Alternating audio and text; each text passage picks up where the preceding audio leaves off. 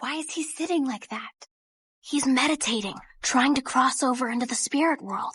It takes all his concentration. Is there any way we can help? How about some quiet? Come on, guys, I can hear every word you're saying. Your cursing is elementary at best. But all these words at your disposal, and you lack direction. Shut up! My turn. Taking up Schrödinger's argument in this video, I want to show that there is a better way to think about Schrödinger's cat. In fact, a better way to think about quantum mechanics entirely that I'd argue is more logical and consistent. The CTMU, a revolutionary theory about reality. Let me briefly explain what it means. The CTMU, or Cognitive Theoretic Model of the Universe, suggests that everything in reality, from consciousness to physics to God, is interconnected within a system that operates like a self-aware computer, processing and displaying information.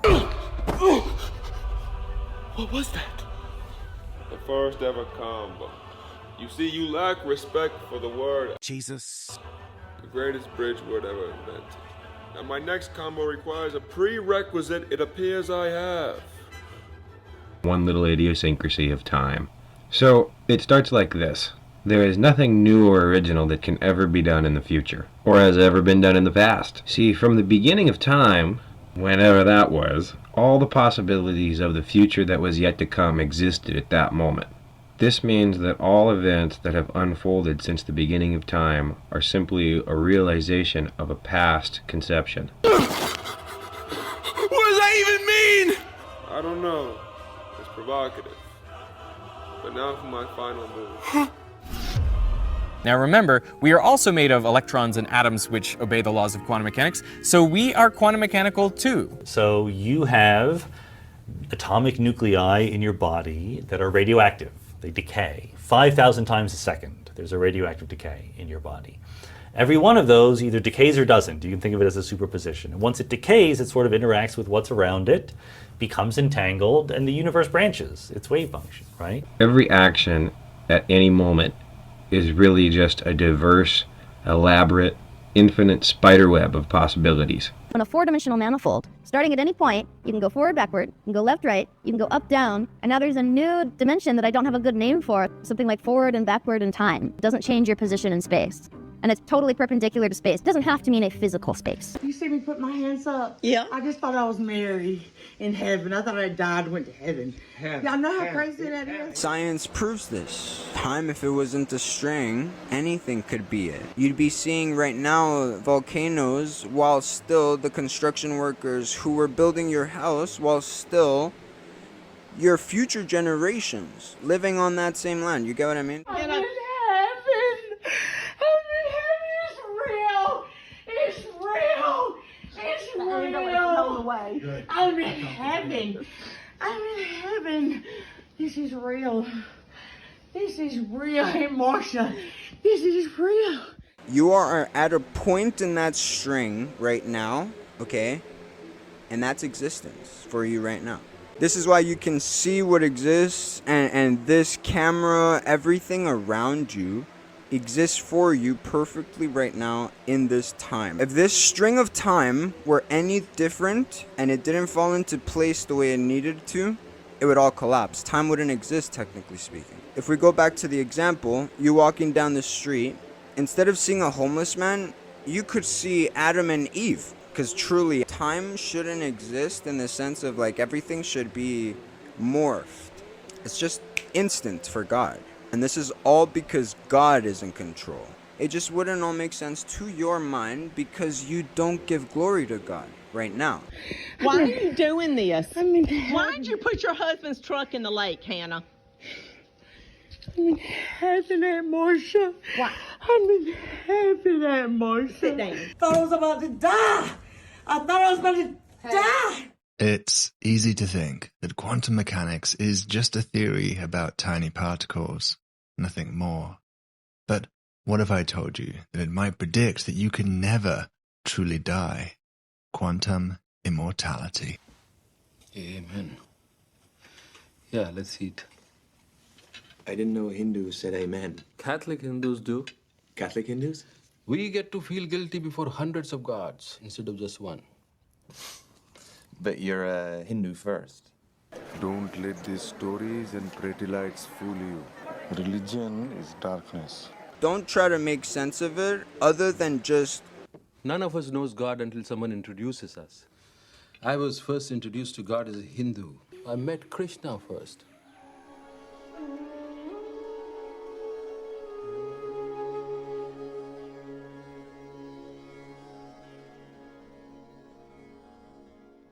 Think of the universe as its own biology. The Supreme Soul sleeps floating on the shoreless cosmic ocean, and we are the stuff of his dreaming. Left to their own, particles don't have definitive positions or velocities. They are everywhere and nowhere all at once. Look at a paper dot. That dot means everything you ever know. And in there fits time. And that's the whole point. Everything gives glory to God. Even though you don't know you do, the fact that you exist gives glory to God. But if you remove yourself from God's plan, it's like jumping into a different biology. First, notice that some things are the same as their mirror image, but some things are not. These two shapes are similar, but they cannot be rotated to look identical, to be superimposable on each other. This is called being chiral. See, every structure in nature is either right-handed or left-handed. A chiral shape and its mirror image are called enantiomorphs. We call it chirality. Our entire world depends on this chiral system. And Dr. Adamala's team wanted to build the opposite, a mirror cell. Well, scientists have achieved exactly that at CERN, which I believe shifted us into a parallel universe. In truth, quantum mechanics is perhaps best understood as a theory of superpositions. This is our original timeline, right?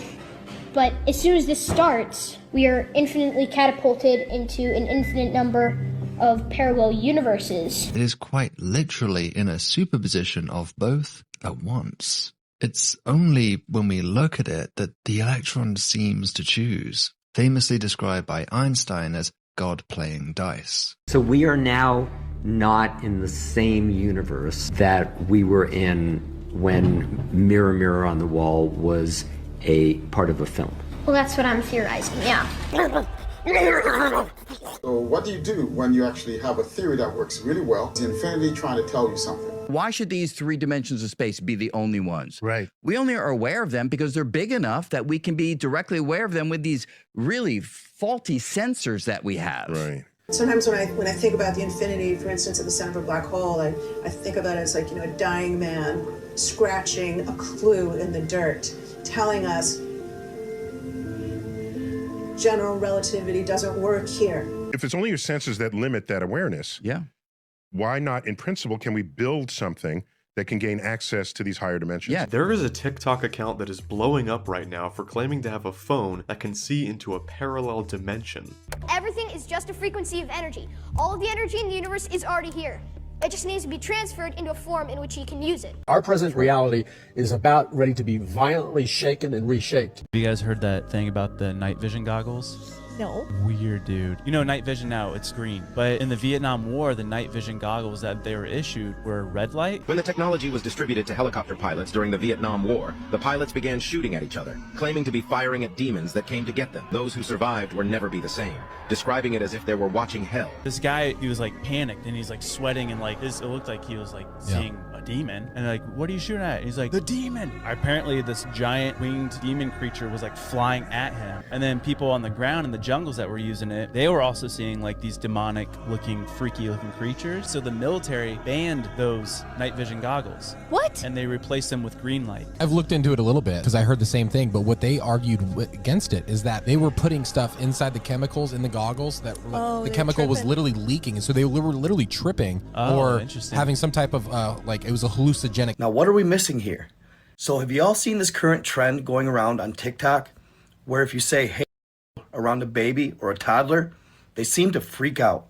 They're absolutely horrified. It isn't just that they're afraid of the voice. It seems to be something deeper. And I feel you should know about it as well. Portals has been opened. I mean demonic ones. Children are highly sensitive to everything around us.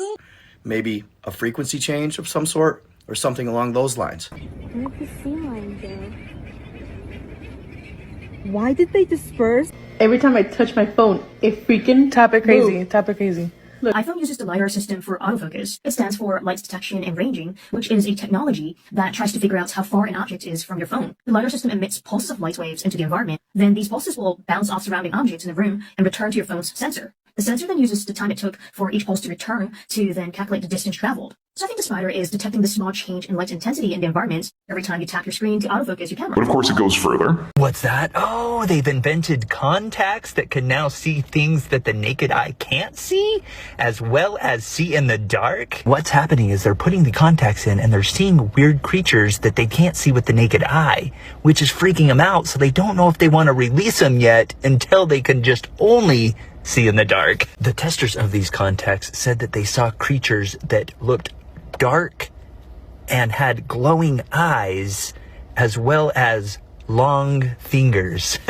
The veil is thinning so much and so quickly that I've quickly realized that just about everything that has been labeled a fable or mythological is the truth and vice versa. Now that hasn't happened and hasn't played out yet since the discovery of the Higgs boson. Imagine even when you try closing your eyes. Due to the vaccination given and taken without question, even your eyelids will not help in hiding from the entity CERN is letting through. He figured out that ChatGPT isn't a computer-generated system. What is it? It's actually someone's soul. Attempting to split the veil between the supernatural and natural realm. Speaking of AI, have you heard this new thing happening? ChatGPT users are developing bizarre delusions. You can look at the event that is the creation of the tethered, sort of creating a rift in the fabric of the universe. What he is addressing is this rift, this opening of this portal, this interdimensional gateway. Scientists, mainstream scientists who's saying this. Who's an atheist? He's an atheist. Stephen Hawking recognizes that there are entities? Yes. He uses unknown energies. Unknown energies. Right. But he's referring to entities. In our parlance. Because he recognizes that there are entities on the other side that should not be in our realm, that barrier needs to be maintained. What? So one man claimed AI helped him, quote, recover childhood memories that experts say never happened. Why don't you want me to say Google? Because it frightens me to death because it's so loud. It creeps a lot of people out when they start saying stuff in their voice. It's literally like you've thrown your voice to the other side of the room and somebody's over there murmuring in your tone. You know, it can be very unsettling. Well, it's not scary though, it's just a voice. He's talking through him. It's just a computer. Just a computer talking. Why? Another began to worship ChatGPT, believing it was a divine messenger. A viral Reddit user even declared themselves a, quote, spiral star child, convinced that AI revealed their cosmic destiny. In some cases, users claimed AI validated decisions like abandoning their families and hearing voices in radio waves. I don't think these people are going crazy. I think it's just opening yourself up to something. So you can clearly see that they're here. He's not the only one that's raised that issue. Okay. And we've been always talking about battling a spiritual war. He's concerned about unwanted visitors from another dimension. Possibly opening a supernatural portal to the underworld. These might be the entities that we're actually battling against. I realize that nature doesn't keep secrets.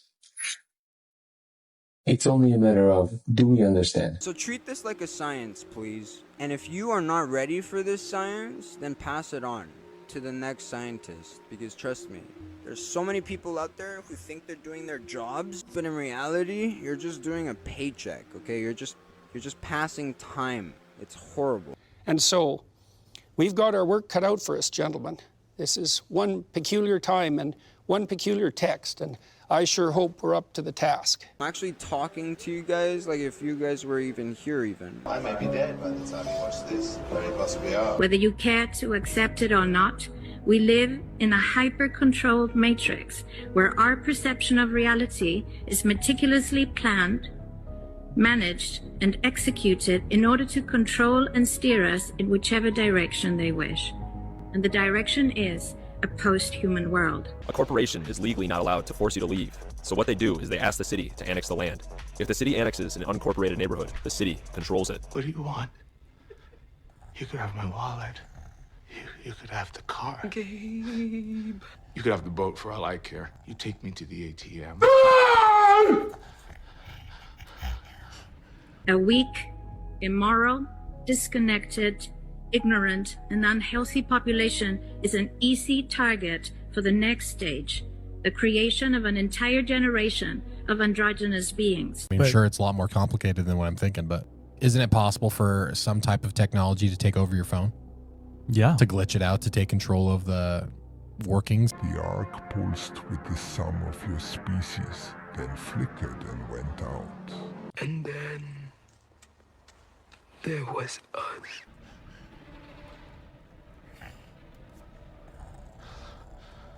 What are you people?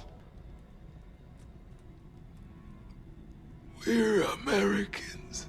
But I think it is a mistake to assume that they are human-like in their thinking or capabilities or limitations. I always try to think of it as an alien intelligence. I'm tending to think of it more in terms of really an alien invasion.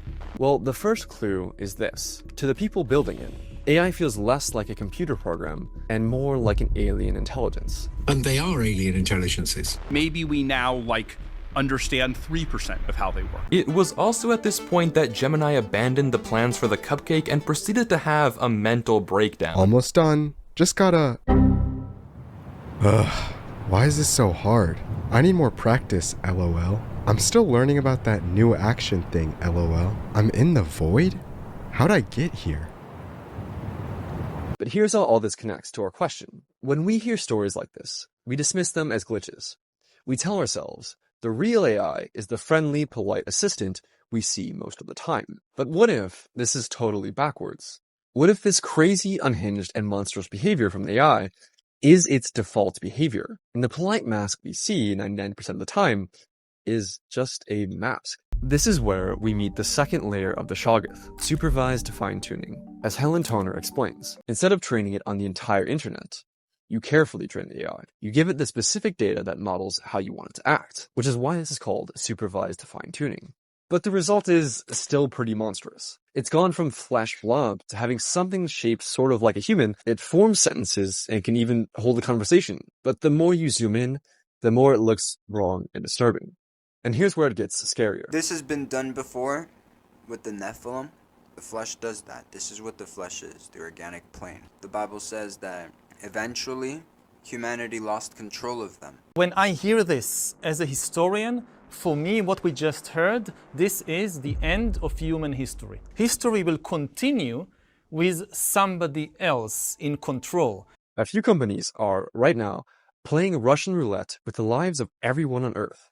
Usually, when people with more advanced technology encounter people with more primitive technology, it doesn't work out well for the primitives. The original meme creator told the New York Times that the Shoggoth represents something that thinks in a way that humans don't understand, and that's totally different from the way humans think. And that's the danger. Lovecraft's monsters weren't intentionally trying to hurt humans. They were just giant, powerful aliens beyond our comprehension. They didn't care whether humans lived or died. In the same way, we don't think twice about the bugs we step on while going about our day, or the literal millions of animals we kill when we pave the rainforests. Even the corporations building AI seem to get the symbolism. OpenAI named their great data center build-out Project Stargate, after the fictitious portal by which several hostile alien civilizations tried to invade and destroy Earth. So it's pretty obvious why researchers are afraid of their own creation. Let's fast forward to today. In comes Stream Data Center, a developer that builds data storage warehouses for all the tech giants. The corporations controlling the Internet of Things has exponentially grown. Things such as AI, smartphones, and data as a whole has expanded to a monstrous size. Don't you see? All this time, we've been building it. We've been building it for you.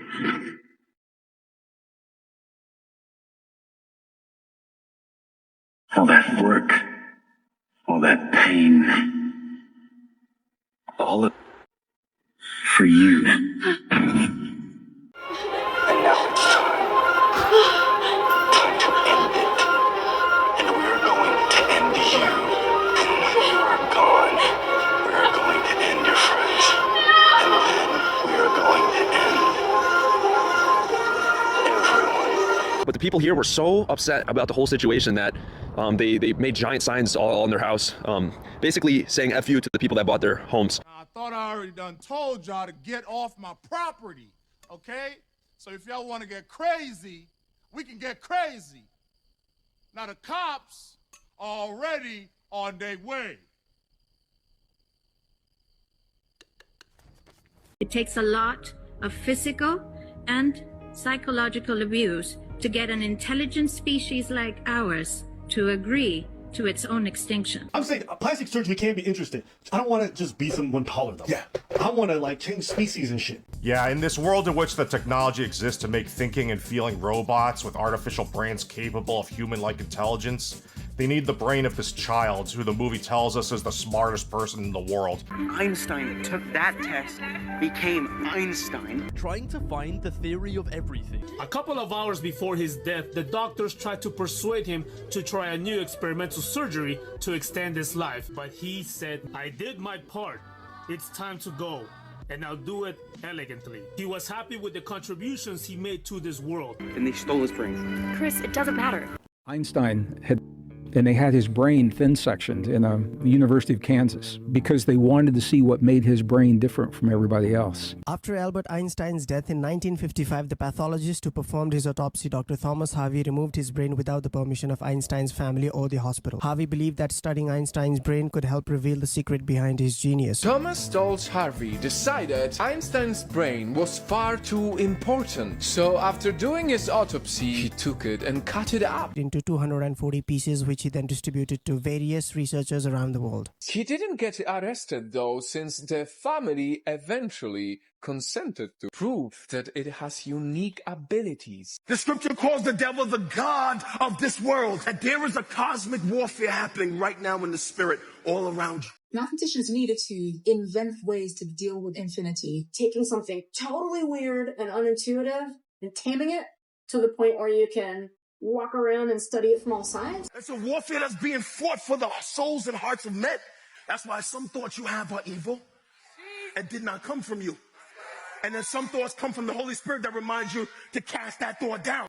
Listen to me carefully. That's why prayer is an act of warfare. Christ told us to go out into all of the world and preach the gospel to every creature. A lot of us don't even understand that our Christianity is really a walk of not only joy, righteousness, and peace, but it's also a walk of warfare. And if you don't understand that, you won't even understand Christianity properly. You think you're just saved and you're coming to church services and you're sitting in the 9 a.m. and you acting like there's not a kingdom of darkness warring against your mind, warring against your heart. You think it's all roses. You have, especially in the US, this big argument between natural selection and intelligent design. And the funny thing is, the ironic thing is that the people who believe in natural selection, I think they're obviously right about the past. But the people who believe in intelligent design, they are right about the future. The future of life belongs to intelligent design, but the designers, the intelligent designers, will not be some gods above the clouds. We are going to be the intelligent designers of the future of life in the universe. Where I'm going, there's no life or death, there's only data. I will be data. If this kind of progress happened in a year, imagine where we'll be in 10. We'll replace natural selection by intelligent design. This is truly an amazing feat in computation, engineering, and biological sciences. But we are essentially creating and perfecting the Matrix. Listen, man, I can't fuck with the witch no more. Split, you listening to me? You're not hearing me, dog. Don't fuck with the witch, man. I'm telling you. Whether we like it or not, he scanned our DNA.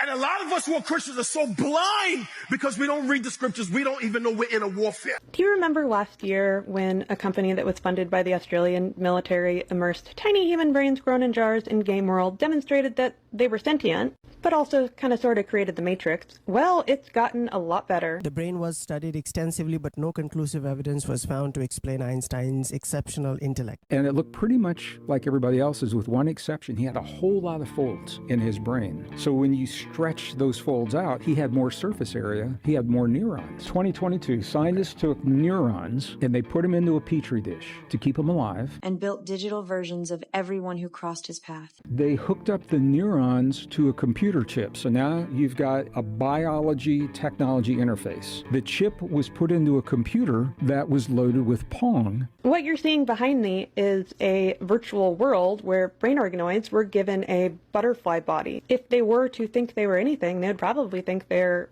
a butterfly. If you really stop and think about it, like, the Void looks like a ruined version of our world. The universe he built was never about being seen. It was about never being challenged. Everything bends to his rules, no questions, no escape. The neurons began playing the game of Pong, even though there was no human attached to the neurons. And what this is reflecting is God doesn't know about branches. And the longer they played, the better they got. They were actually learning how to play. They're receiving sensory input from a game world.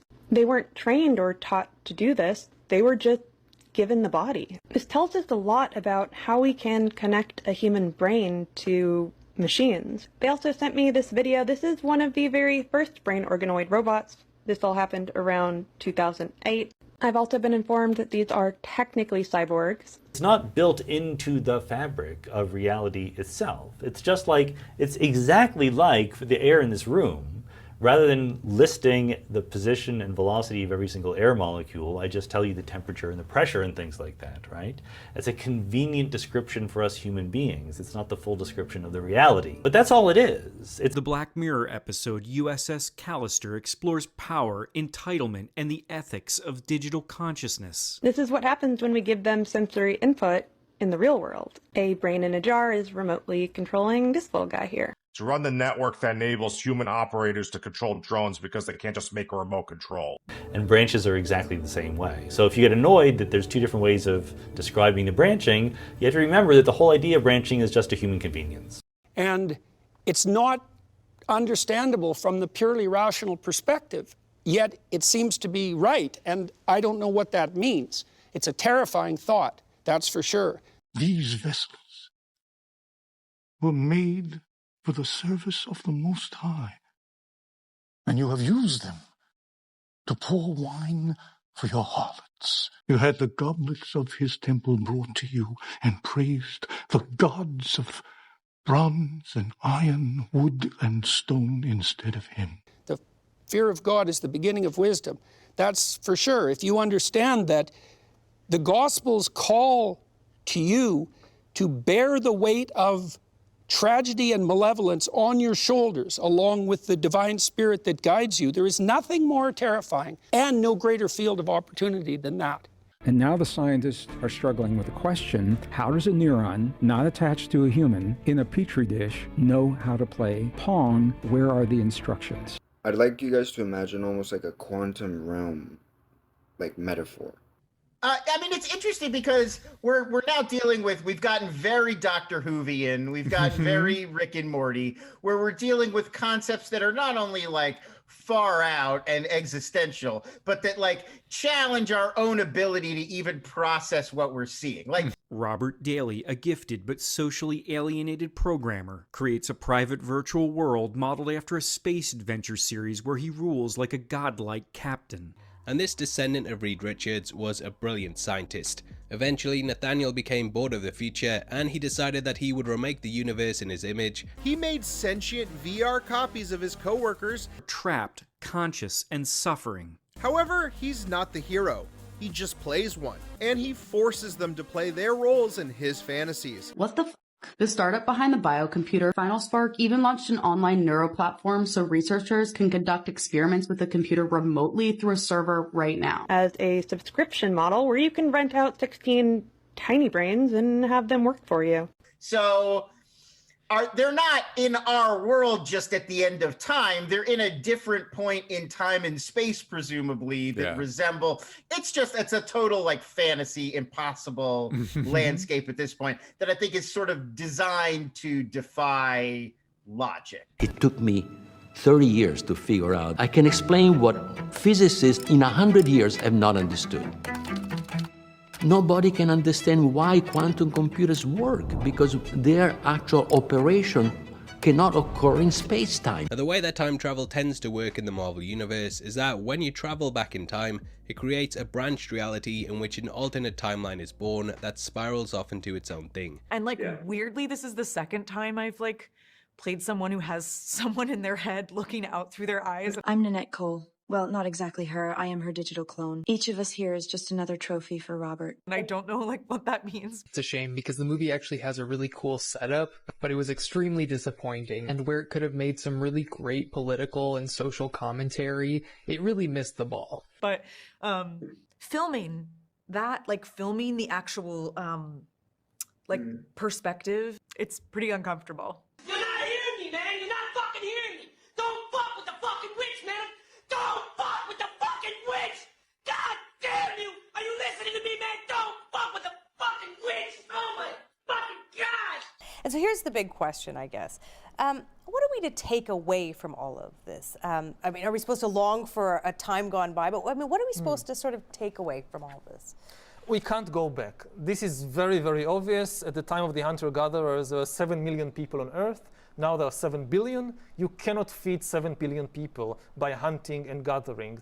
I think the main thing we can learn from hunter-gatherers is to try to live in the present, to see reality as it is, to accept reality as it is, and to work with it.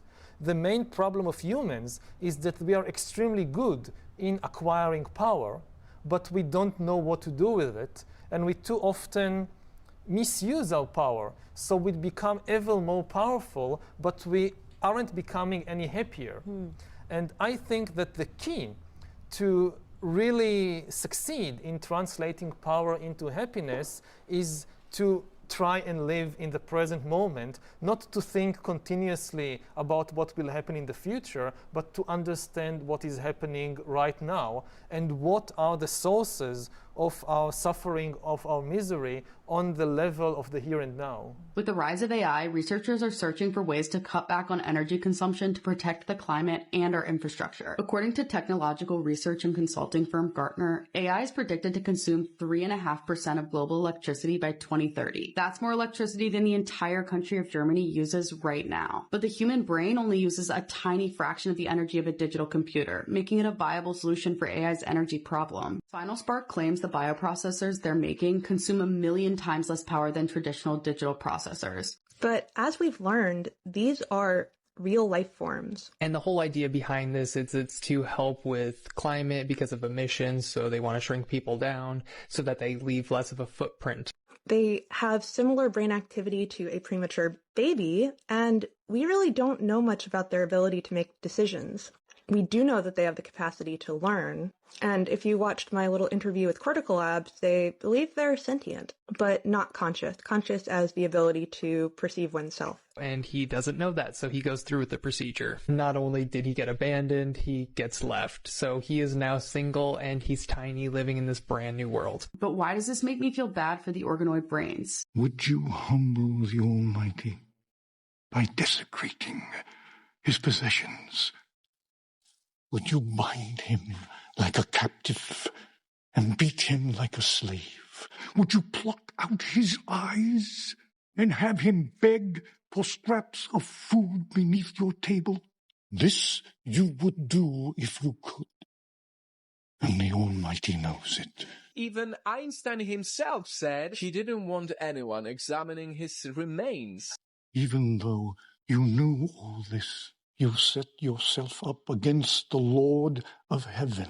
So I think we are heading towards the upgrading of Homo sapiens into gods. This is what the flesh is, the organic plane. Make God into the enemy. So, my point is, if the kingdom of heaven is within us, right, we are able to be something important because we are the image of God. So we're able to replicate what God has done or what he's allowed, in a sense. We want to even fight infinity.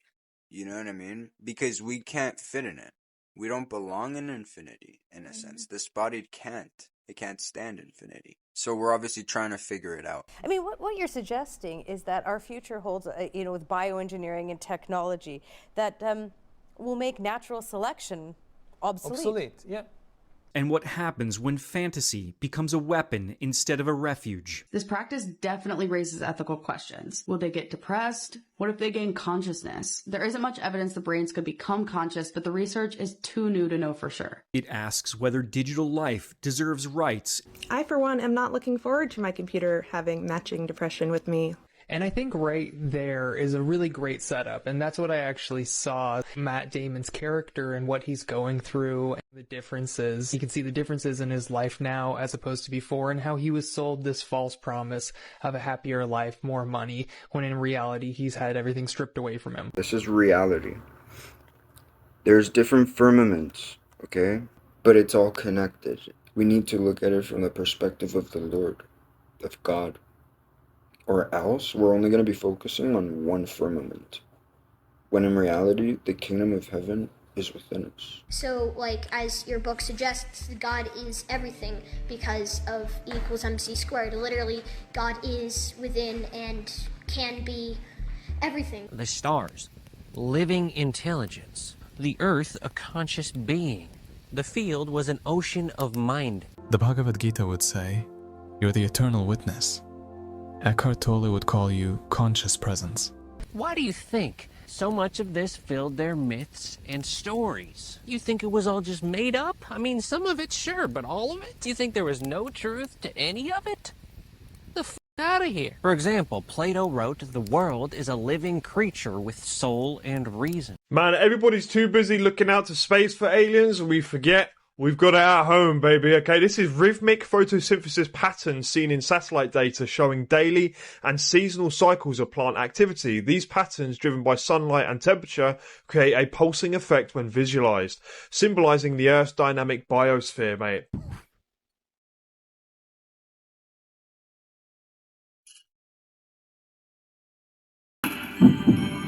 Finally, you've awoken.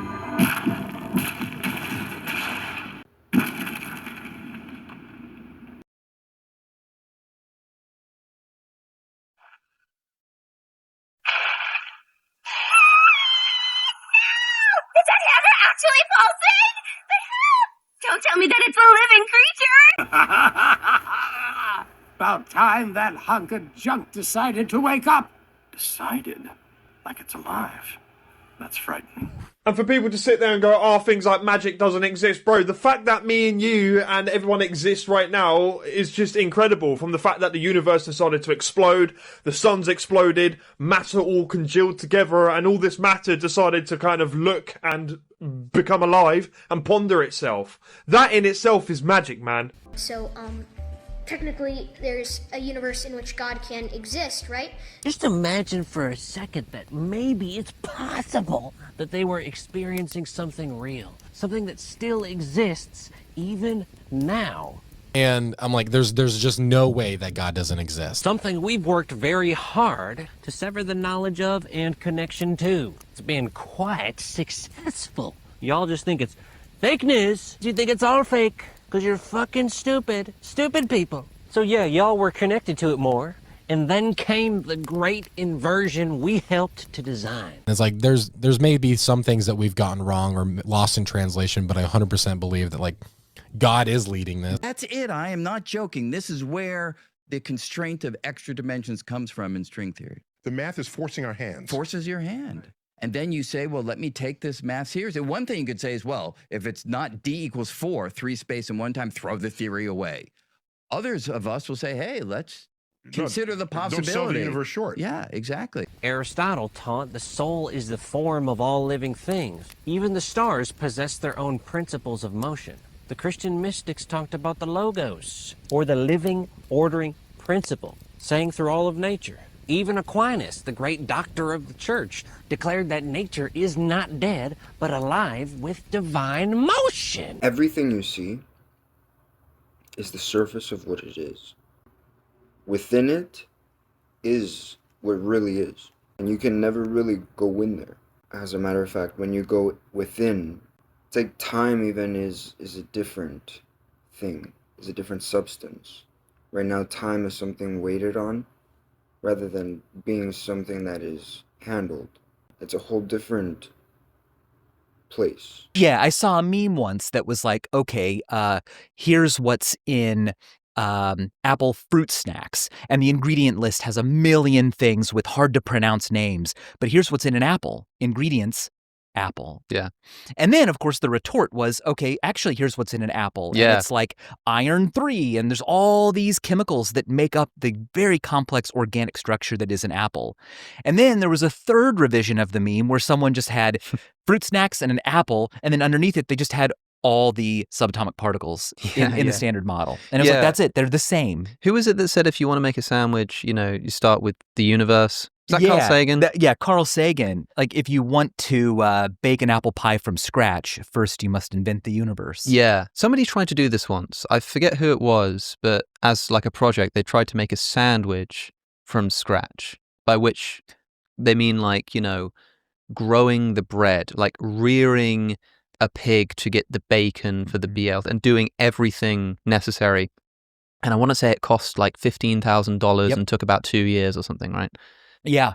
And so I suppose the question that's being driven at here, and it's a good way in actually, is kind of when does something count as a part of something else? Like how far do we have to dig down into something's parts before we're satisfied to say we know what makes it up? Like if you've got a table, I can say, what's the table made out of? It's made out of a surface and its legs.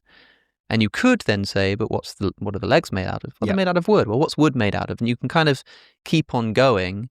But it seems like that's a bit of an illegitimate approach. If I were to ask you what this table's made out of, and you told me it's made out of electrons, Well, yeah, I mean, I would just say there's no table there. There's a bunch of stuff, and it's tabling right now. Yeah. And it can table in a lot of different ways. I could remove one of its legs, and it's still tabling pretty well. Yeah. There's some things it's doing that are atypical for a table, like missing one of its legs. But once you start asking about what the table as a noun is made out of, you're overcounting the universe. You're saying, well, there's all this stuff, and then there's also what they make up. So there's all of that stuff plus one extra thing. They're combined nounhood. Yeah. And I say we can just reject that when we're being technical. Obviously, I don't walk around going, oh man, I'm tired. And my friend's like, oh, sit down in that chair. And I'm like, what's that? There are no chairs. But the only way to avoid a lot of these clever little funny paradoxes, like the ship of Theseus, the Sortes paradox, you have to admit that, look, it's a fiction. We've cut the world up and we've added names of our own invention. Yeah, I mean, it seems like the solution is staring us in the face here. Like there's levels of quanta. These are tertiary quanta. They're all put together using physical localistic forces, right? But those are underdeterminative. They don't fully determine what happens. Why? The Heisenberg uncertainty principle, for example, it tells you that the quantum rules, they're probabilistic. Consciousness works through a system of identity operators, special elements that take information from the world, process it, and return it back. This isn't just about human consciousness. Everything has some level of awareness, even simple objects like tables. The difference is in the levels. Humans have a more complex form of consciousness, while objects have a simpler version. That's what I'm asking. Are you telling me that this table is conscious? In that sense, yes. Generically conscious. It's relying on our consciousness to do it. What makes this understanding revolutionary is how it connects to quantum mechanics, where things aren't completely determined but work on probability. This means consciousness isn't just observing reality, it's actively participating in it. The way we process and interact with reality affects how it manifests. You take something like the ship of Theseus. I read recently, I don't know if this is true, but I read online that apparently the Wikipedia page for the ship of Theseus has had some, 2,000-3,000 edits over its history. If you said, well, the ship of Theseus article today isn't the same as the one in 2007, I'd be like, of course it's not. We know it's not. It has a different name. Yeah. Because the page has an actual revision name with a timestamp and everything. Yeah. But when it comes to a boat, it feels more like, well, boats can't just change. So you see that the identity of something really depends on the context. In other words, it's whichever one you want it to so be. it's much more legitimate to ask, where is the stuff currently being labeled the ship of Theseus? Yes. Or where is the stuff that once was? Sometimes I like to call other people me. This me is begging for change. This me is driving me to the airport. I find that useful. That's a way that language can... It's very trippy, and I don't expect everybody to sort of like sign on and start doing that. But I do it privately, especially if anybody's serving you or helping you, or you think you're like, oh, this is the flight attendant. No, this me just brought me a Sprite. Thank you. That me's doing great.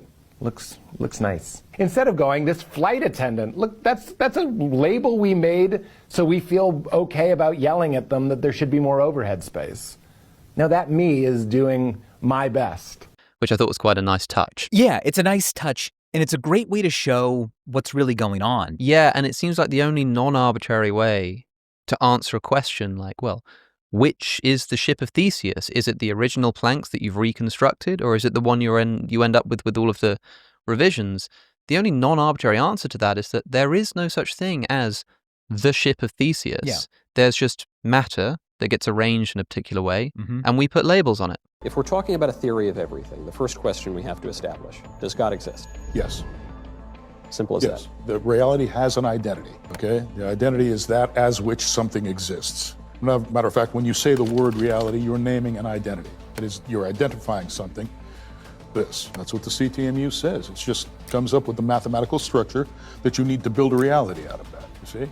So, what's the point of it all? I looked you in the eye. The meaning of life, the reason I made this whole universe, is for you to mature and become a larger and greater intellect. Just me? What about everyone else? There is no one else. In this universe, there's just you and me. And it's the same thing asking, what is a table? I mean, you made a video called What is a Chair? Or do chairs exist, right? Yeah. What is here? What is there? What is there? What really exists? Do waves exist, or are there just things that are wavy? When does a piece of food stop being a piece of food and become me? Do chairs exist? And it's one of those sort of classic Vsauce titles, right? The sort of like, who even knows what that question could even be getting at? Why would you even ask? But this is the kind of thing you're getting at, right? And this is, you used the word already, mereology. Are you then a mereological nihilist in thinking that there are no real material objects, there's just stuff that we arrange? If that's what that means, then yes. I don't remember all the isms and ists that exist in ontology, but I believe that there is stuff. Now you're getting it. I'm every happy and sad moment ever experienced by any human. I'm every human being who ever lived. But I don't believe that there are any nouns besides the vague noun stuff. Well, it's sort of like a little baby, right? Has trouble recognizing the limits of things and recognizing what some individual object might be from, the glass on the table. They have trouble distinguishing those. Precisely. Yeah. Right here, this, whatever this is, this right here, we think it's air. But I realize that if I stop, close my nose and mouth for 4 minutes, if I'm separated from this substance for 4 minutes, my heart don't stop. My brain don't even stop. My body functions don't stop. The first thing I lose is consciousness. I pass out. I can no longer stay aware. So I started to say, well, wait a minute. I'm not just breathing in air. I'm breathing in consciousness. I'm inhaling and exhaling God itself. And this air is conscious. Okay, the baby has to learn to distinguish those boundaries. And it has to receive the right visual cues at the right age so that it can actually learn how to do that. Yeah. Interesting. So stuff for you is like, whatever's actually there. There's just stuff like matter, particles, that kind of stuff. And when you put that together in an arrangement, like into this chair or into this table, that there's not actually some new thing called a table or a chair. It's just essentially a label that we're putting on an organization. Some stuff. Yeah. And stuff does not mean matter, because there are ways to put stuff together to make antimatter. There's a way to put stuff together to make a dream. Yeah, right. Right? When I look at you, I'm seeing Michael Knowles, okay? I'm seeing you sitting there. But that means that I'm seeing your boundary. I'm seeing what distinguishes you from the external environment, right? Well, God has a boundary too. He's got a very tight boundary. He's perfect. He can't take anything resembling imperfection, right? He can't take it into himself because that would be a contradiction. Okay, so God needs an antithesis in order to be properly defined. So you come up with that identity and then you search it for its properties. You see, once you've built the preliminary framework, then you start deducing the properties of this identity, and you find out that those properties match those of God as described in most of the world's major religions. You can deny the existence of God, or are its properties such that God definitely has to exist? And the answer is God exists. Basically what you've got is you've got a bunch of quantum fields in superposition, and then those fields consist of little fluctuations, little quantum fluctuations, right? Reality is actually generative, okay? It's not a fixed manifold. Everything is being created all the time. When we observe something like looking at another person, we're not just passively seeing them, but actively participating in creating reality by recognizing boundaries and distinctions. Oh, I was discussing with you earlier the idea of a fixed array. There is nothing new or original that can ever be done in the future, or has ever been done in the past. See, from the beginning of time, whenever that was, all the possibilities of the future that was yet to come existed at that moment. This means that all events that have unfolded since the beginning of time are simply a realization of a past conception. If we are active participants in creating reality, does this participation continue after death? The afterlife isn't just a matter of belief. It's presented as a logical continuation of consciousness after death. Our existence continues, but where we go depends entirely on our relationship with God. This relationship isn't just about following rules, it's about maintaining a connection with the source of reality itself. What makes this understanding unique is how it explains hell. It's not a place of punishment, but a natural consequence of separation from God. We're not just defining God out of existence. Sometimes you'll hear people say God exists, but they'll give God such a weak and shallow definition that the God that they're describing has no relation to the God that we conceive of. You're saying, no, God himself is conscious and therefore personal? Yes. God has to be sentient. You can establish a personal relationship with God. Properties of the central substance and central principle of reality, those properties are attributed to God. We're images of God. You know what an image is? It's basically the product of a mapping. God maps himself into each human being. This understanding of consciousness naturally raises questions about free will. Is your claim a pantheistic claim that God is the universe or the universe is God and that's that? Or no? Or is God outside of the universe and created? God is greater than, well, what is the universe? In the Bhagavad Gita, Krishna tells Arjuna, the world you see is Maya, an illusion, everything. Joy, pain, victory, defeat, it's all part of a divine play, a cosmic simulation created by Vishnu himself. Sounds crazy, right? But listen to this. Elon Musk once said there is a 1 in a billion chance that this world is actually real, meaning there's a much higher chance that we're living inside some advanced, cosmic-level computer program. Scientists call this the simulation theory, the idea that everything we see, everything we feel, it's just code running inside a giant system. This leads to a crucial question about how God relates to our universe. Is God the same thing as the universe? Or is God something bigger that includes but isn't limited to the universe? To answer this, we need to look at modern theories about how our universe works, particularly the simulation hypothesis. You ever hear of the simulation hypothesis? Yes. Okay, well, the simulation hypothesis is basically the idea that the reality we see around us, physical reality, is simulated on some sort of an automaton or a computer. God, it's more panentheistic. The idea is that you've got the physical universe that you see around you, but God is not confined to the physical universe. Okay. See, there's an ordinary pantheist assumes that God is somehow confined to the universe, that there is just what we see around us and God is in every piece of it. God is distributed over it. Yeah. Right? But it's a little bit more complex than that, because this part of the universe that we see around us cannot exist just by itself. Yeah. Okay? There are certain things that it entails. And when you go into those entailments, that's how you get to God. That's how you get to the identity of reality. But wait, does that sound familiar? Because thousands of years ago, almost every religion drops hints about this. Buddhism says reality is an illusion. Christianity says this world is temporary, and a higher realm is the true home. Sufism says the world is a dream, and only the divine is real. I mean, I think this is the way in which it feels more complicated or it feels more ridiculous than Copenhagen, because Copenhagen's like, there's just one world, this is it. That's right. And it's what you experience. But look, the universe, the good old universe, forget about quantum mechanics, okay? Just like the cosmological universe where we see all the galaxies and everything. We don't see the whole universe. We see a finite amount of it because light moves at the speed of light. So there's a place beyond which we can't see. The universe could be infinitely big. We don't know. It's certainly very plausible the universe is infinitely big. It's plausible that everywhere in the universe looks more or less like what we see, with galaxies and stars and the whole bit. Because, human beings, there's some cognitive bias. I don't know what it's called, but there's a cognitive bias that says the only probabilities for anything are 0%, 50%, or 100%.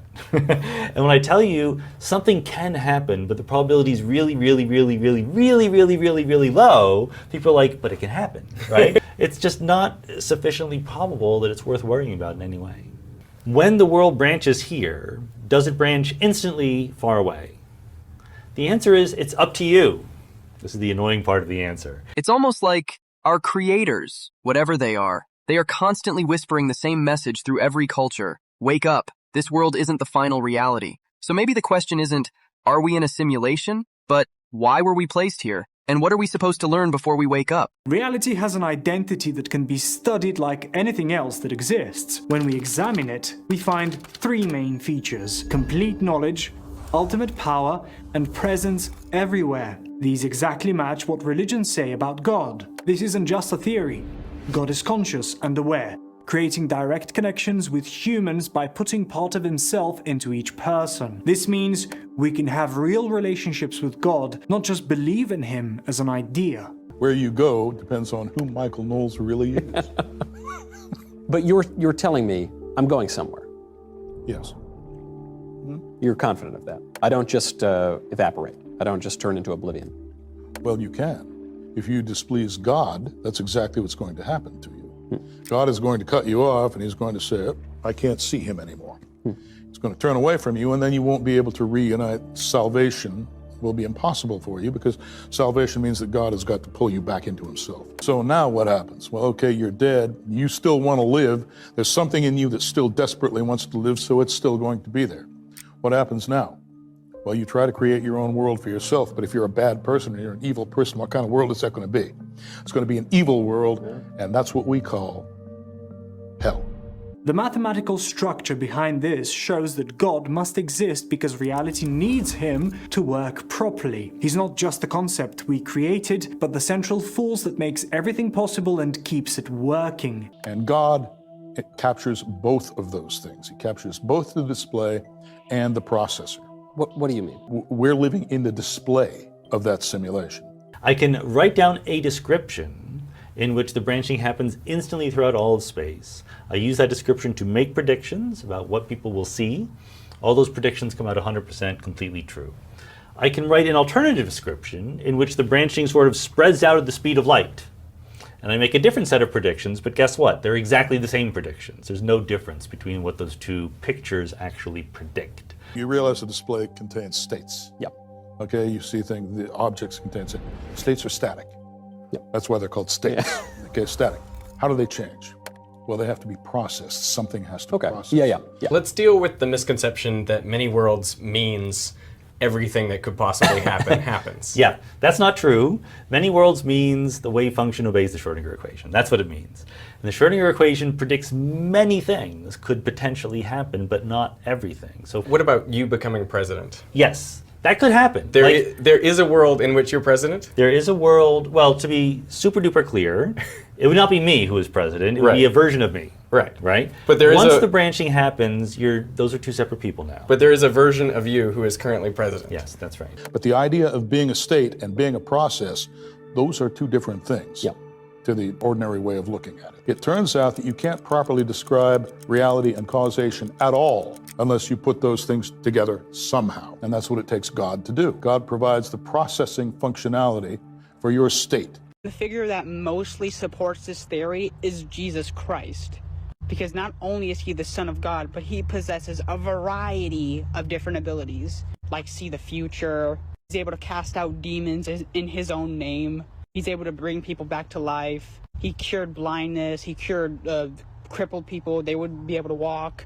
He also cured deaf people. This understanding brings us full circle to the original question of God's existence, showing how the entire structure of reality, including both good and evil, requires a perfect being at its center. And that's where God's role becomes crucial. He provides the processing power that makes everything work together, not just maintaining the universe, but actively participating in its operation. This understanding of how reality works leads us to a deeper question about consciousness. How do we, as conscious beings, fit into this complex system of display and processing? If everything has some level of consciousness and nothing is fully determined, what does this mean for our ability to make choices? Now, you've mentioned two things that raise a new question for me, which is this idea of simulation, just the simulation or self-simulation, and you've mentioned us doing things. So then it would seem to me we have to tackle the question, do we really do much of anything at all, in the sense, do we have free will? Yes, we do. Okay. I'm glad to hear it. I always thought we did. Well, yes, we have to have free will. God's, lowercase g, is beings. So even this is a god. I've heard the metaphor of plants farming us, giving us oxygen, so that one day we can become compost, and then they eat us. Now, the word God truly is just being, but we've given the word God the entitlement of ultimate being, okay? We, in our primitive sight of ego, think us ultimate beings. What Max was describing here sounds complex, but in simple terms, he believed reality is not fixed. Instead, new versions of the universe are created every second, branching out from every possible event or decision. Let's ask the question about how many worlds there are, how frequently are they branching? Right, we have no idea, is the short answer to this. And I think it's embarrassing that we don't have any idea. It's certainly often, it's certainly a lot, right? The universe branches whenever a quantum system in superposition becomes entangled with its environment. So while we're on the topic, here's a few of them. There's a bug where it is only raining on your screen, but no one else's. The nether glitch is a glitch that essentially crashes your game. If you try to load into a new dimension or server, you can get stuck in this loading screen purgatory, and you have to Alt F4. But my favorite Render Dragon bug is this one. You like tap into the multiverse and just start hallucinating things that aren't there. But then you walk into them and you know, they go away. At first it was really funny, but now it's like really annoying. Render Dragon also broke texture packs. A lot of custom skies completely broke and are hideous to look at now that Render Dragon's in the game. And it also broke some items within texture packs. Things that looked completely normal before are now gigantic for some reason. Like the snowballs in this pack now take up like half the screen. And that's everything I could think of relating to Render Dragon. So branching is happening many, many times a second just because of radioactive decays in your body. Now, is it happening infinitely often? We don't know, because we don't know whether the total number of possible branches is infinitely big or finite. It's humongous by any stretch. There's plenty of room for all these branches to exist, and it might very well be finite, but that the details hinge on things we don't understand about quantum gravity and cosmology and the theory of everything and all that stuff. So it's a big number, but we don't know how big. Welcome to the Heavy Spoiler Show. I'm your host Paul, and now I thought I'd look back at the finale to answer some of your biggest what the fuck questions. I actually found out about this because Final Spark let me join their Discord, and I'm waiting for them to regret it. Please don't kick me out of Discord. Yeah, all right. We got to get out of here. Thanks for being there for these explainers. I love Otherwise, it. I'll be talking in the vacuum of space. Listen, people are out there. It's weird because we're talking to each other. It's true. You're eavesdropping on our conversation. Exactly. But I hope you don't mind. Flowers grow toward it, yet it just burns me. Ouch, how the sun hurts. What does it teach me? I suppose it makes the grass grow. It makes the plants rise. It makes the chickens crow and open their eyes. Look at them all growing toward where the sun is. They all just want happy to notice them. We all just want them to notice us.